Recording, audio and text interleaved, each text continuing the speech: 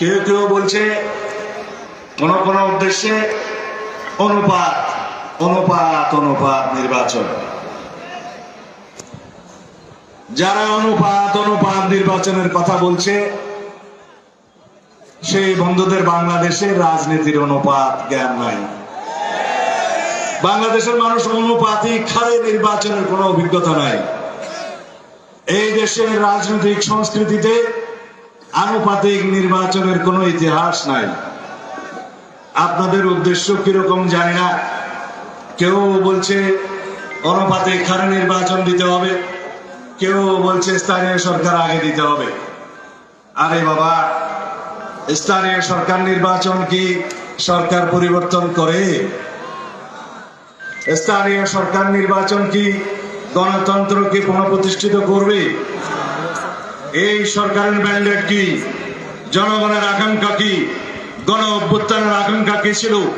বাংলাদেশের সমগ্র এলাকার সমগ্র মানুষ, সমগ্র শ্রেণী পেশার মানুষ রক্ত দিয়েছে শুধুমাত্র হারানো গণতন্ত্রকে পুনঃপ্রতিষ্ঠা করার জন্য। এই দেশের সমস্ত জনগণের হারানো গণতান্ত্রিক অধিকার, সাংবিধানিক অধিকার পুনঃপ্রতিষ্ঠার জন্য, ফিরে পাওয়ার জন্য। এই দেশের মানুষ বৈষম্যহীন সমাজ ব্যবস্থা প্রতিষ্ঠার জন্য রক্ত দিয়েছে। আমাদের সন্তানরা রক্ত দিয়েছে এই সমস্ত অধিকারগুলোর জন্য। তারা স্থানীয় সরকার নির্বাচনের জন্য জীবন দেয় নাই।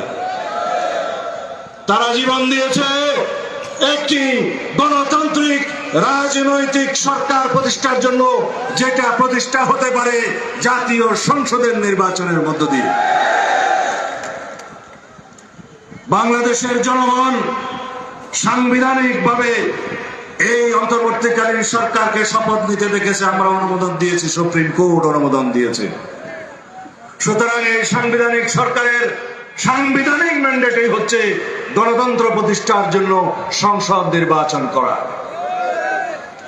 নির্বাচন কমিশনের সাংবিধানিক অধিকার হচ্ছে, ম্যান্ডেট হচ্ছে জাতীয় সংসদের নির্বাচন করা। সুতরাং জাতীয় সংসদ নির্বাচন সর্বাগ্রে হতে হবে স্থিতিশীলতা আনয়নের লক্ষ্যে, রাজনৈতিক সরকার প্রতিষ্ঠার লক্ষ্যে, জনগণের সকল অধিকার প্রতিষ্ঠার লক্ষ্যে, জনগণের সার্বভৌমত্ব প্রতিষ্ঠার লক্ষ্যে। বাংলাদেশের সংবিধান অনুযায়ী একমাত্র এই জনগণ হচ্ছে সার্বভৌম। এই সার্বভৌম জনগণ তাদের সার্বভৌমত্বের বহিঃপ্রকাশ ঘটায় তাদের ভোটাধিকার প্রয়োগের মধ্য দিয়ে। সেই ভোটাধিকার প্রয়োগের মধ্য দিয়ে তারা জাতীয় সংসদে